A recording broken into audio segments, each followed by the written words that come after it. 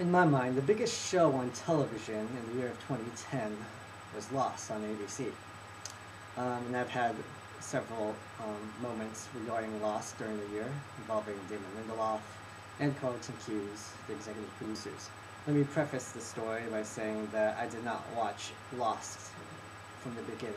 I actually caught up on 5 seasons on DVD a year ago, so I had the luxury of watching it on my own pace. Whenever there was a cliffhanger ending, as they usually do, I would just watch the next episode on DVD. I would just stop whenever I wanted. But this time, I had caught up, and I would have to watch each episode as it aired from week to week. So, yeah, I wanted to be part of that fan base to actually watch it on air. One of my coworkers during a conversation said that somebody he knew who worked at the production company knew the series ending, and he said in 3 words: "The plane lands." And this messed me up. I'm very spoiler sensitive, and knowing the plane lands, I thought, well, that's what happens in the premiere.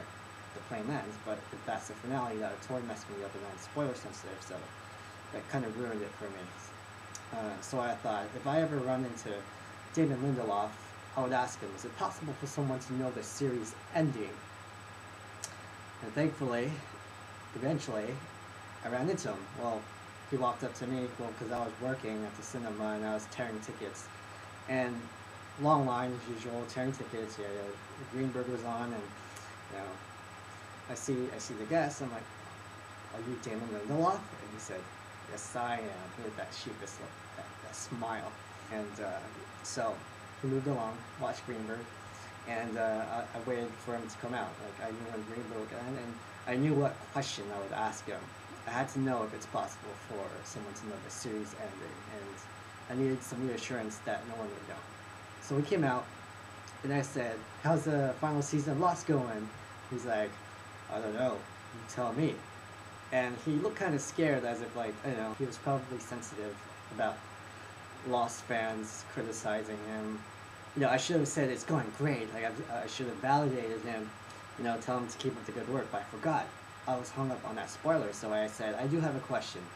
Is it possible for someone to know the series ending? Because someone spoiled it for me, and I want to know who's lying."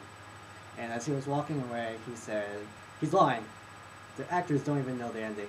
So that gave me a sense of relief. So yes, spoiler free, spoiler debunked. I got to go to Lost Live at UCLA's Royce Hall, in which they aired the penultimate episode before the finale. I think it was called What They Died For. It was fun watching it with an audience of fans. People cheer and stuff, so it was like watching Star Wars. And speaking of Star Wars, Damon read out loud a letter written to him and Carlton.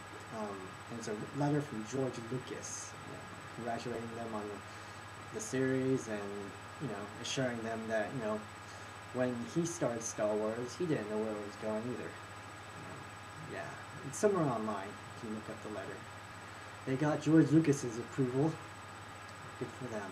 So we watched a screening of it, and it came with a live concert with Michael Giacchino and the orchestra performing the music of Lost and a bonus track from Up. So that was a good Lost moment. And they had Dharma vitamin water too, so that was pretty cool. The finale occurred, the series ended. As for what I thought about the ending of Lost, I loved it.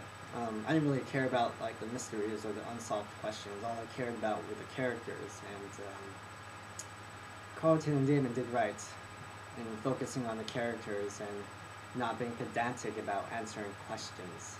The Walking Dead premiere, I wasn't at the premiere, but I was outside of it, and Carlton Cuse was there, and got to take a picture with him. I didn't ask him any questions because I didn't want to bother him, but yeah, I got to meet an encounter with Damon Lindelof and Carlton Cuse, so those were the Lost moments of the year. Namaste.